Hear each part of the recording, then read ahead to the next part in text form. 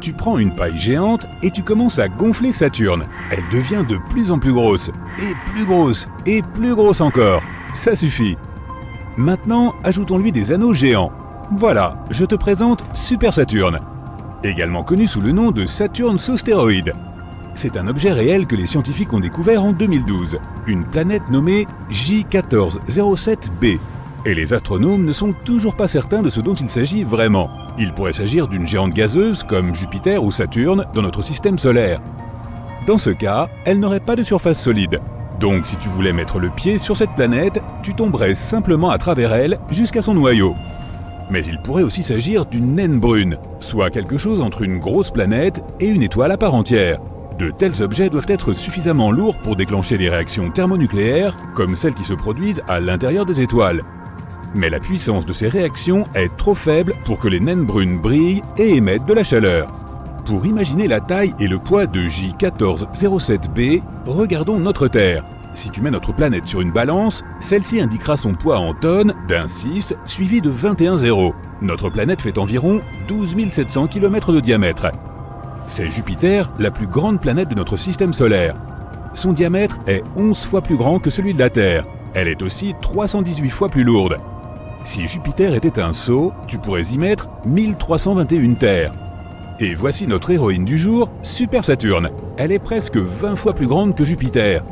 Pour équilibrer la balance, il faudrait mettre 6360 terres de l'autre côté. Les anneaux de cette planète sont si vastes que s'ils étaient dans le système solaire, ils occuperaient plus de la moitié de l'espace entre le Soleil et la Terre.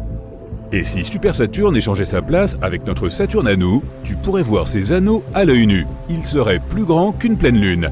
On peut supposer que ces anneaux sont apparus de la même façon que ceux qui entourent notre Saturne.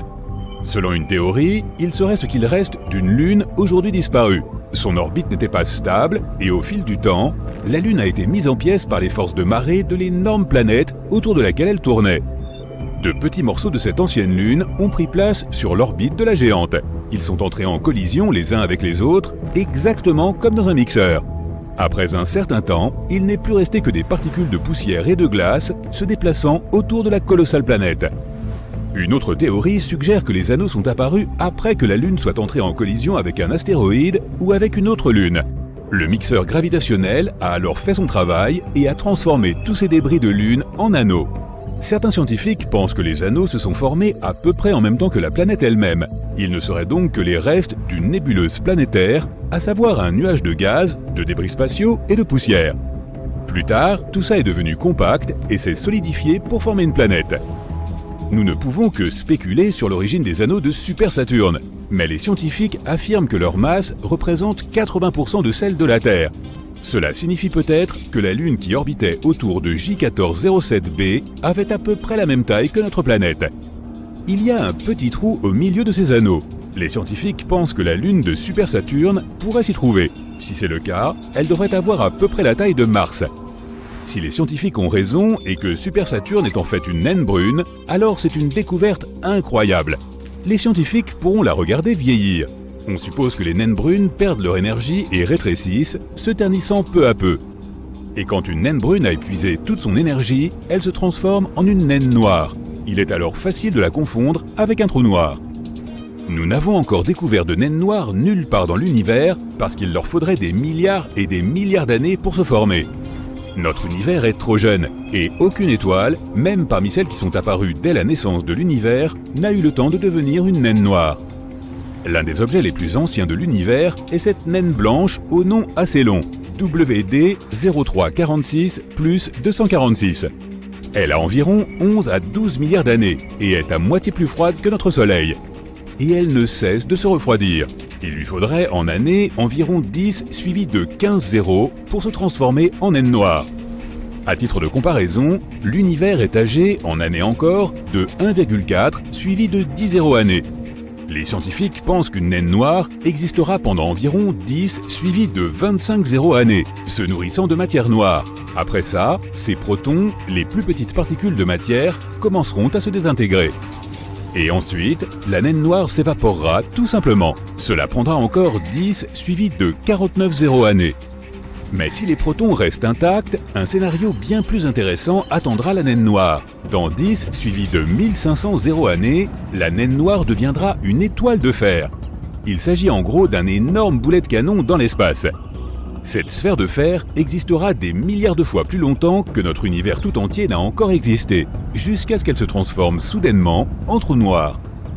Le processus de formation d'une naine noire est donc extrêmement long. Il faudrait un temps fou à une étoile ordinaire pour vieillir ainsi. Mais Super Saturne, si c'est une naine brune, pourrait être beaucoup plus proche de cet état. Saturne sous stéroïdes n'est pas la seule planète étrange de notre univers. Voici Gliese 436b. Elle a été détectée à l'aide de la méthode du transit. Un transit se produit lorsqu'une planète se déplace entre son étoile hôte et un observateur. C'est un peu comme une éclipse lunaire. Cette planète fait 4 fois la taille de la Terre et est 22 fois plus lourde. C'est presque autant que Neptune. Elle abrite un monde aquatique hors du commun. L'eau y est solide, mais ce n'est pas de la glace. Elle a une température d'environ 270 degrés Celsius. L'eau de ta casserole se transforme en vapeur à 100 degrés Celsius. Mais sur Gliese 436b, le liquide reste solide à cause de la pression extrême qui règne sur la planète. Les scientifiques ont aussi découvert que son atmosphère s'évaporait dans l'espace. C'est pourquoi il y a un nuage circulaire géant autour d'elle. Il se déplace constamment sur son orbite, ce qui donne à la planète une longue queue qui ressemble à celle d'une comète. Cancri E détient des richesses incroyables qui valent plus que tout l'argent de la Terre. Il y a des diamants éparpillés partout sur la planète. Cancri E est environ 2 fois plus large et 8 fois plus lourde que la Terre. Cette planète ne tourne pas. Un seul de ses côtés fait toujours face à son étoile hôte. Sa température de surface est presque 2 fois plus élevée que la température d'un feu brûlant. Et comme son étoile hôte est riche en carbone, la planète contient de grandes quantités de cet élément. La pression et les températures intenses aident à transformer le carbone en graphite et en diamant. Malheureusement, cette planète se trouve à 40 années-lumière de chez nous. Il faudrait donc environ 730 000 ans pour s'y rendre avec une fusée ordinaire. Une autre planète riche en pierres précieuses est At-P-7b. Elle se trouve à environ 1000 années-lumière de la Terre. Elle est 60% plus grande et presque 2 fois plus lourde que Jupiter. Cette planète est si proche de son étoile hôte qu'elle en fait le tour en seulement 2 jours terrestres. En raison de cette proximité avec l'étoile, At-P-7b est presque aussi chaude qu'une naine blanche. Si tu regardes la face nocturne de cette planète, tu verras des nuages étranges. Les scientifiques pensent que ces nuages sont peut-être riches en corindon. C'est la substance qui forme les rubis et les saphirs. Il est donc probable qu'il y pleuve des pierres précieuses aussi chères que magnifiques. WASP-12b est l'une des planètes les plus sombres jamais découvertes. Un seul de ses côtés fait face à son étoile hôte. La surface de la planète est si sombre qu'elle dévore environ 94% de toute la lumière visible. Elle ressemble donc beaucoup à un trou noir. L'étoile hôte réchauffe tellement cette planète que la matière qui s'y trouve s'évapore continuellement. Puis la forte gravité de l'étoile attire ce nuage vers elle, formant un disque. Mais TRES-2b est la championne. C'est la planète la plus sombre que l'on connaisse. Elle absorbe 99% de la lumière provenant de son étoile. Ce qui signifie qu'elle absorbe plus de lumière qu'un morceau de charbon. 1% de la lumière restante est rouge car elle est réfléchie par cette géante gazeuse. De loin, cette planète a l'air vraiment maléfique. L'une des plus anciennes planètes de l'univers est PSR B1620-26b. Elle a environ 12,7 milliards d'années. Cela signifie qu'elle s'est formée environ 1 milliard d'années après le Big Bang. Cette planète est si vieille que ces 2 étoiles hautes ont eu le temps d'évoluer. L'une est une naine blanche, l'autre est un pulsar qui fait presque 100 révolutions par seconde. Les levées de soleil sur cette planète doivent être époustouflants. En ce moment, ce système stellaire se dirige vers un dense amas d'étoiles. Il est probable que cela finisse par une collision stellaire. Le sort de cette planète est donc inconnu. Kepler 438b est l'une des planètes les plus similaires à la Terre. Elle n'est que 12% plus grande et se trouve dans la zone habitable de son étoile hôte, ni trop proche, ni trop éloignée. À cette distance, l'eau ne s'évapore pas à cause de la chaleur et ne se transforme pas en glace à cause du froid. Cette planète pourrait abriter de la vie à sa surface. À l'avenir, elle pourrait aussi devenir une nouvelle demeure pour l'humanité.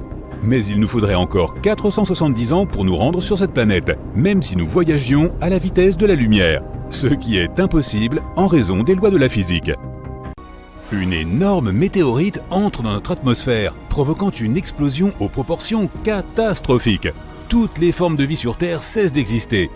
Une gigantesque vague de feu entoure la planète à plusieurs reprises, jusqu'à ce qu'il ne reste plus que des cendres et de la poussière du paysage verdoyant.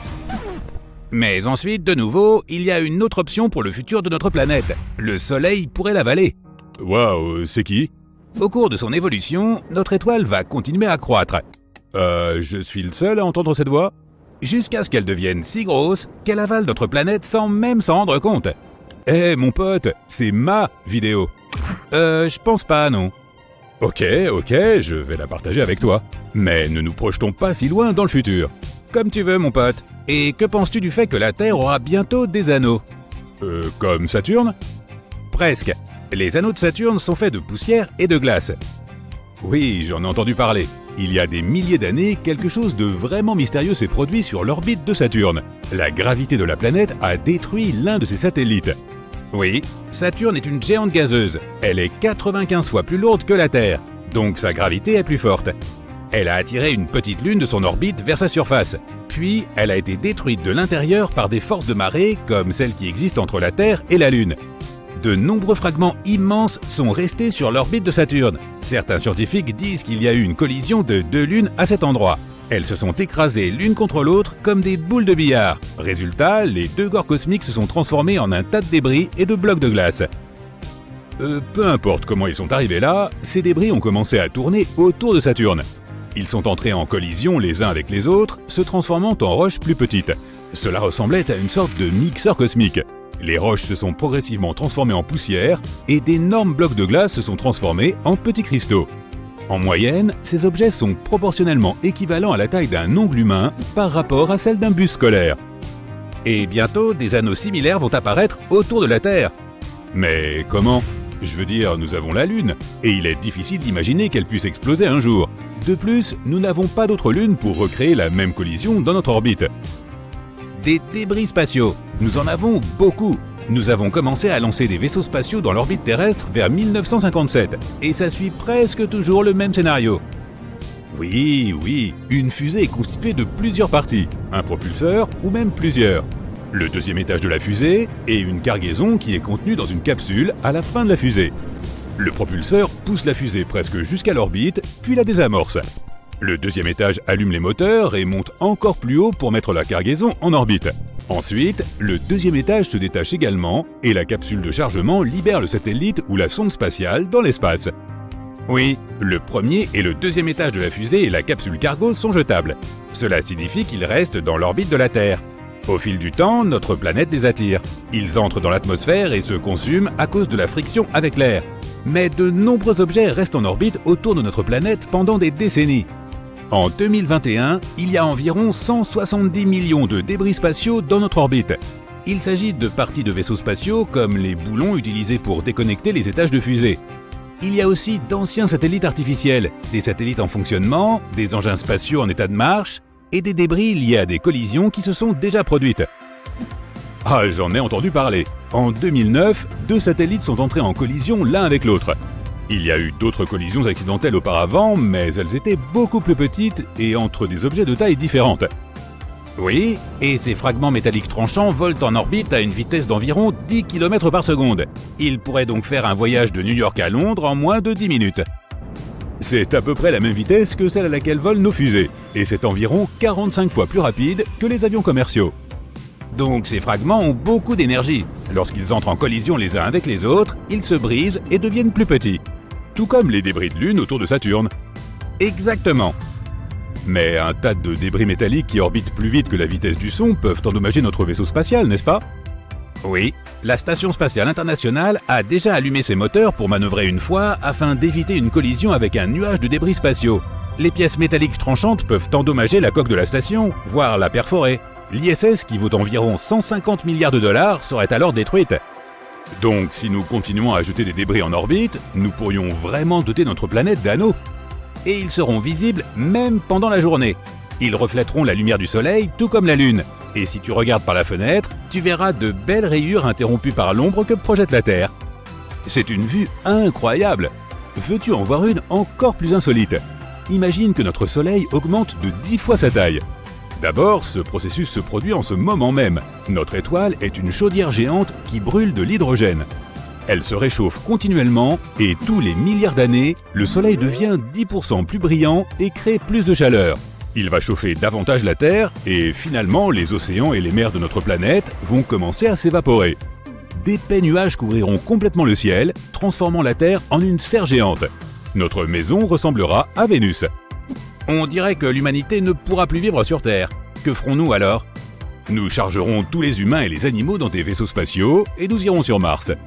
À ce moment-là, le Soleil aura bien réchauffé la planète. L'eau et le dioxyde de carbone présents dans les profondeurs de la planète commenceront à s'évaporer et à créer une atmosphère. Cela provoquera un effet de serre et réchauffera suffisamment la planète pour que tu puisses porter des shorts toute l'année. Et puis nous regarderons la Terre devenir un rocher sans vie avec des nuages acides comme Vénus depuis la surface de Mars. Oui, mais dans environ 7 milliards d'années, le Soleil commencera à se dilater encore plus et deviendra une géante rouge. Dans cette phase, il deviendra 256 fois plus grand que maintenant. Il engloutira donc complètement Mercure et Vénus. Et le bord de l'étoile se trouvera juste dans l'orbite de la Terre. Donc notre planète va juste se noyer dans le plasma chaud à la surface du Soleil ? Peut-être, mais quand une étoile brûle autant de combustible, elle perd du poids. Et donc le champ gravitationnel du Soleil s'affaiblira aussi. Donc il ne gardera plus les planètes du système solaire aussi près de lui. Peut-être que l'orbite de notre planète deviendra plus grande. Et alors, la Terre deviendra la première planète proche du Soleil. Certains scientifiques pensent qu'à ce moment-là, Titan, la lune de Saturne, pourrait acquérir les conditions nécessaires pour abriter les hommes et la vie. Ensuite, le Soleil commencera à se débarrasser de ses couches supérieures, il perdra sa masse et sa gravité de façon spectaculaire. Cela plongera le système solaire dans le chaos. Certaines planètes vont entrer en collision les unes avec les autres. D'autres pourraient simplement s'envoler dans l'espace lointain et sombre. Ce serait un jeu de billard cosmique. Exactement. Et le stade final de la vie du Soleil sera une naine blanche. Alors notre étoile deviendra de la taille de la Terre. Les planètes qui ont survécu ne recevront plus assez de chaleur de la naine blanche. Et sa lumière s'estompera progressivement sur des milliards et des trillions d'années. Un autre défi qui attend la Terre dans un futur lointain est à une échelle galactique. La collision de la Voie lactée et d'Andromède. Bingo! En ce moment, la galaxie d'Andromède se déplace vers nous à 100 km par seconde. Tu pourrais faire le tour du monde à cette vitesse en seulement 6 minutes. Tu peux déjà voir les étoiles et les gaz de la galaxie d'Andromède dans le ciel nocturne à l'œil nu, à 2,5 millions d'années-lumière de la Terre. Et dans 4 milliards d'années, les galaxies commenceront le processus de fusion. Personne ne peut être sûr à 100% de ce qui arrivera à la Terre. Cela pourrait être le chaos total, avec les étoiles et les nébuleuses des deux galaxies qui entreront en collision. Ensuite, des explosions de supernovas se produiront partout, comme des feux d'artifice. Mais cela dit, il est extrêmement improbable que cela se produise. La concentration d'étoiles et d'objets spatiaux dans les galaxies est très faible. Les distances qui les séparent sont gigantesques. C'est comme si tu prenais une poignée de sable et que tu la dispersais sur toute la planète. Le scénario le plus probable est qu'au moment où les deux galaxies entreront en collision, il n'y aura plus d'eau liquide sur la surface chaude de la Terre. Cela signifierait la fin de toute vie terrestre. Les scientifiques pensent que cela peut se produire dans environ 3,75 milliards d'années.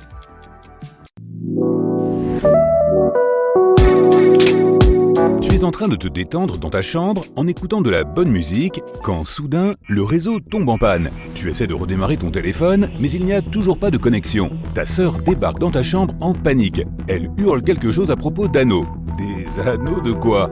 Des anneaux de mariage? Des anneaux dans la baignoire? Ça n'a aucun sens. Alors elle te traîne hors de la maison et te montre le ciel. Tu lèves les yeux et tu vois des traînées d'objets se former à des kilomètres au-dessus de la surface de la Terre. Sa connexion semble fonctionner. Tous les deux, vous vérifiez en ligne ce qui se passe. Et partout, c'est la même histoire qui fait la une des journaux. Des anneaux apparaissent tout à coup dans notre ciel. Hashtag anneau terrestre est en train de battre le record de hashtag et les vidéos deviennent super virales. Ta sœur ne peut s'empêcher de rejoindre la foule et prend un tas de selfies avec le ciel. Tu te précipites vers la télé de ton salon pour regarder les nouvelles. Des scientifiques mettent en garde contre une catastrophe à venir et expliquent que tout le monde doit rester à l'intérieur. Même si c'est une journée sans nuages en plein été, le temps semble devenir de plus en plus froid. Soudain, le signal est interrompu. Les autres chaînes ne montrent rien non plus. Tu vois alors tes voisins plier bagages et partir. D'autres font de même. Tu hésites un peu, mais tu décides finalement de faire comme eux. Ta sœur est toujours dehors en train de prendre des selfies lorsque tu lui dis de venir avec toi pour aller chercher des réponses. Vous montez tous les deux dans votre voiture et vous vous dirigez vers la ville. Les anneaux au-dessus semblent augmenter en masse à chaque seconde. Ta sœur et toi avez de plus en plus froid.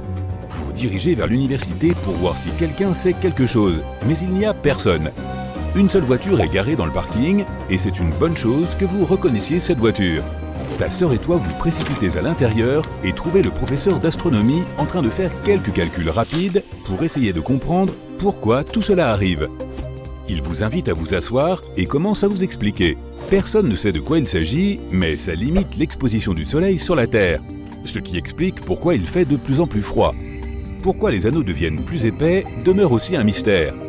Sur Saturne, les anneaux sont constitués de particules de glace et de roches. Ils peuvent être aussi petits qu'une fourmi ou de la taille d'un bus. Les roches pourraient être des débris de météorites ou même des restes de planètes naines. Mais comme la Terre est si proche du Soleil, la glace ne serait pas quelque chose que l'on trouverait en train de flotter au-dessus de nous. Avec toutes ces roches empilées, elle empêche la Terre d'accéder au Soleil qui nous réchauffe et nous éclaire. Le professeur poursuit en expliquant que la Terre entrera dans une nouvelle ère glaciaire et que les niveaux d'oxygène s'épuiseront d'ici 1 an, si ces nouveaux anneaux ne disparaissent pas rapidement. Cela explique aussi pourquoi il n'y a pas de connexion. Les roches qui forment les anneaux frappent et détruisent les satellites. Soudain, tu entends un gros bruit de sonnerie à l'extérieur. Vous vous dirigez tous les trois vers l'extérieur et voyez un hélicoptère qui lance une alarme avec une lumière rouge clignotante. Tout le monde chez soi tout de suite, ce n'est pas un exercice. Tout le monde, rentrez chez vous. Tu montes dans ta voiture avec ta sœur, mais les routes sont encombrées. Tu dois y aller à pied, ce qui te prendra environ 2 heures. Il n'y a aucun moyen de rester à l'extérieur. Tu t'aventures à l'extérieur en voyant tout le monde bloqué sur la route.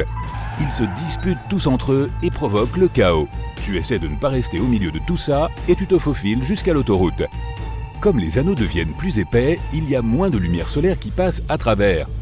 L'info sur la période glaciaire reste dans ta tête et te fait froid dans le dos. Tu prends une profonde inspiration et tu vois une fine brume sortir de ta bouche. Le ciel s'assombrit et tu n'es pas encore rentré chez toi. Ta sœur est fatiguée et a besoin de se reposer, mais tu l'incites à aller de l'avant.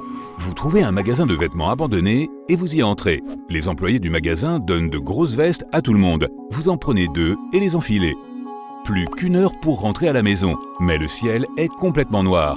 Il n'y a aucun moyen pour toi et ta sœur de sortir dans de telles conditions. Vous décidez donc de camper dans le magasin de vêtements. Ils allument un petit feu de camp au milieu du magasin et improvisent des sacs de couchage avec le reste des vêtements abandonnés. Heureusement, il y a assez de nourriture pour alimenter tout le monde, y compris toi et ta sœur. C'est le beau milieu de la nuit. Le feu s'éteint et tu ne vois plus rien à l'extérieur de la boutique. Tu te diriges vers la fenêtre et tu l'ouvres. Un énorme tas de neige se déverse à l'intérieur et réveille tout le monde.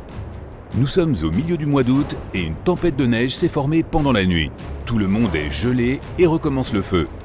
Il n'y a pas de radio ni aucun moyen de savoir ce qui se passe. Le vent se lève et commence à secouer le magasin. Des objets commencent à tomber des étagères, mais tu restes avec tous les autres, confortablement installés près du feu. Le lendemain, vous regardez dehors et voyez toute la région recouverte de neige. Vous vivez dans un endroit ensoleillé où il pleut à peine, et les anneaux dans l'atmosphère extérieure sont encore plus grands que la veille. Sorti de nulle part, un camion rempli de personnes s'arrête et le conducteur vous dit qu'il y a un abri pour tous à quelques kilomètres de là. Le camion a des chaînes partout sur les pneus et est équipé pour les pires conditions de neige. Même si c'est le matin, le ciel est assez sombre. Vous montez avec tous les autres. Des voitures abandonnées, certaines avec les portes ouvertes, sont éparpillées un peu partout. Le camion les contourne ou défonce celles qui sont sur son passage. Il s'arrête à côté d'une ambulance et prend tout le matériel pour aider ceux qui en ont besoin.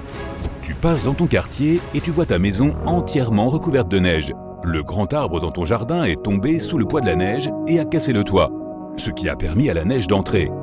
Le camion passe à toute vitesse et arrive à l'abri, qui, à ta grande surprise, est le centre commercial. En sortant, vous voyez que de nombreux habitants de la ville sont emmenés dans divers magasins qui se sont transformés en dortoirs et en unités de soins. Tu te retrouves dans un magasin de sport avec un groupe d'autres personnes. Ta sœur a également pu s'installer avec toi, et à ta grande chance, tu vois le professeur qui aide des gens.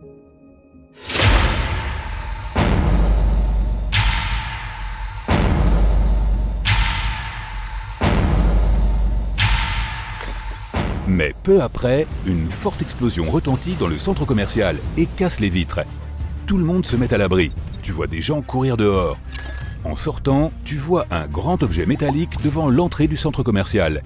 Il y a des gens qui se rassemblent dans toute la zone et il est difficile de voir ce qui se passe. Mais après avoir regardé de plus près, tu découvres que c'est un satellite qui est tombé de l'orbite. Il s'est écrasé sur le sol et a fait ce boom. On rapporte également que d'autres satellites se sont écrasés sur Terre un peu partout. Cela signifie que toute communication a été effacée de la carte. Tu cours à l'intérieur du centre commercial pour attendre ce qui va se passer. Tu regardes ta sœur avec crainte, ne sachant pas que la nouvelle ère glaciaire vient de commencer.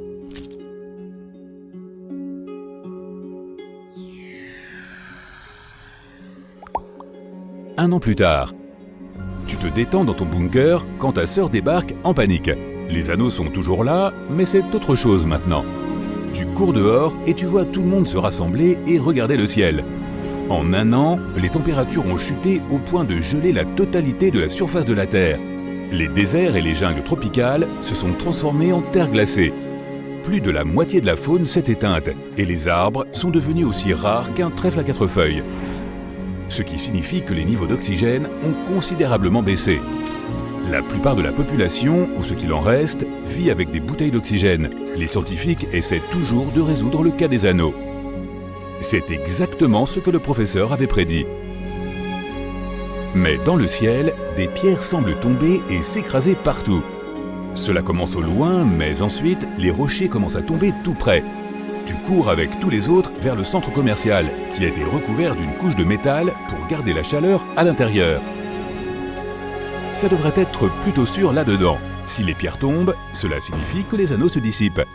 Soudain, tu es plein d'espoir. On dirait que l'ère glaciaire va bientôt être terminée.